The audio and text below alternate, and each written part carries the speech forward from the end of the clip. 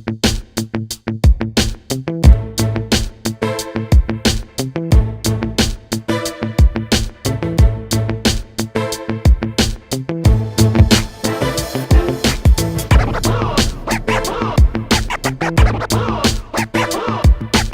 name is Arjan.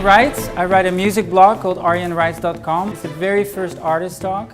You know, on my blog I write about new music because I love discovering new acts, but I also love to tell the stories behind the music. So with the help of HP, I've been able to realize that ambition and launch Artist Talk. HP has always been on the pulse of brand new music, but also of audio technology. In fact, a lot of HP products use Beats audio technology, and I actually use an HP laptop with Beats audio technology in it.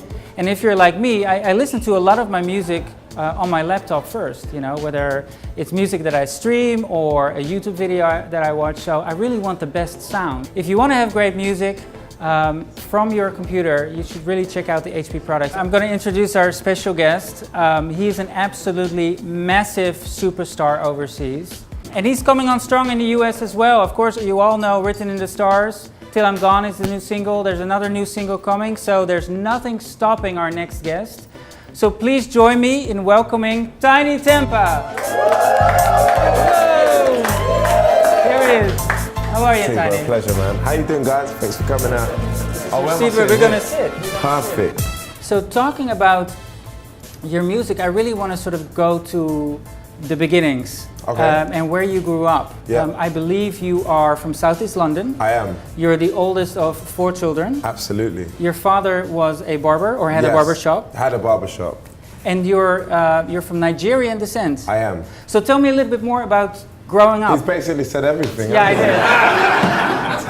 did. I'm from a place called London, United Kingdom, of course. I'm very proud, very proud Londoner. I'm the oldest of 4 kids, so basically I played like a big role alongside my parents in having a big influence on my siblings. You know, going back and forth between Nigeria and having Nigerian parents, of course, they sort of installed that level of discipline within me. I think, you know, having Nigerian parents, they always made me realize that you have to work 10 times harder to get whatever you want out of life. You know, my mum said, you know, you got your white friends, you got your Jamaican friends, you got your Indian friends, but because you're Nigerian, you're gonna have to work 10 times harder than everybody else. And I never really literally believed what she was saying, but I just thought I might as well do it anyway, because if she's wrong, then at least I still worked hard, and if she's right, well then she's right. So that's exactly what I did. So, but in the people that you often list as people artists that have inspired you, there was one that's really stood out to me, and that was Dolly Parton. Yeah. Explain that. Don't judge me. Yeah, no. It's quite simple actually. My mum is a huge Dolly Parton fan.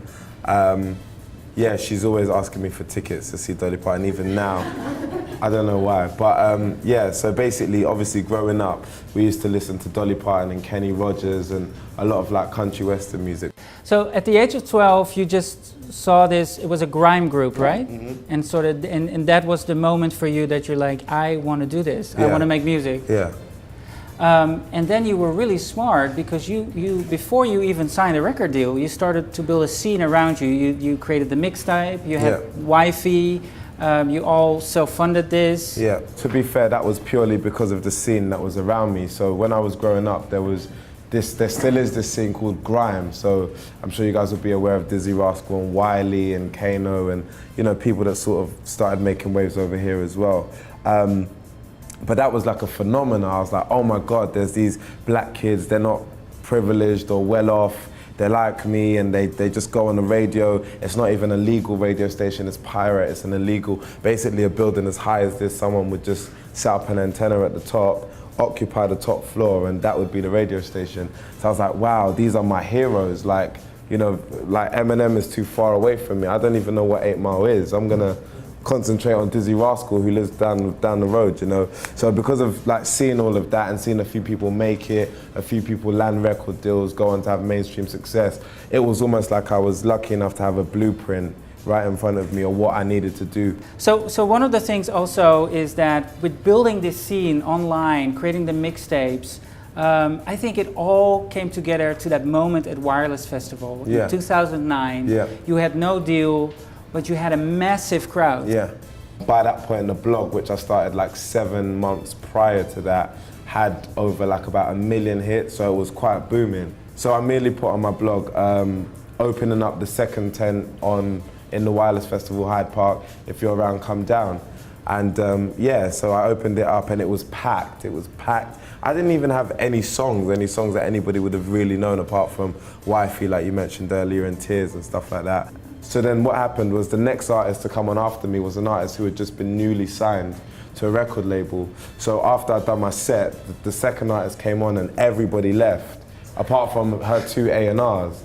So 2 A&Rs were like, wow, what just happened here? So they all clearly want to see this guy. Who is this guy? Let's find out. And that's when the bidding war began. Yeah. Discovery, in a nutshell, is basically the perspective of a 21-year-old, at the time I'm 22 now, 21-year-old inner city Londoner, trying to like live his dream and have a lot of fun along the way. I think sometimes people shy away from saying, I want to be successful, I've always wanted to be successful, and now I am. Bloody hell, this is amazing, and this is all the stuff that's happening along the way.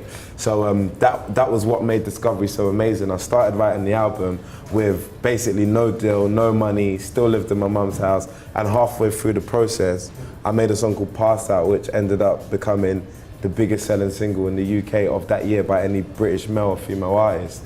And life just changed. So I was still writing the album at that time. So at first it started off, oh, I want to make it, and then halfway I'm like, oh, I think I have made it. And I think, I mean, how did the song happen?